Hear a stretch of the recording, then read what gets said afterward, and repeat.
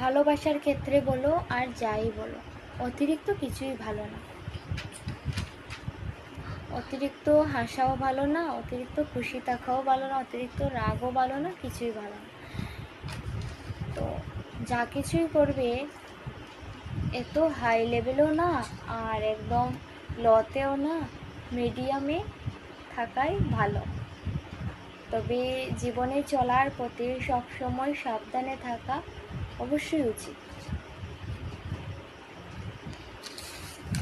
আমাদের ছোটোবেলা সবসময় সবাই বলতেন, বা বেশি করে আমাদের মা বাবা বা ঠাম্মা তারা বলতেন যে বেশি হাসিস না, যদি বেশি হাসস তাইলে কাঁদবে, বেশি হাসা ভালো না।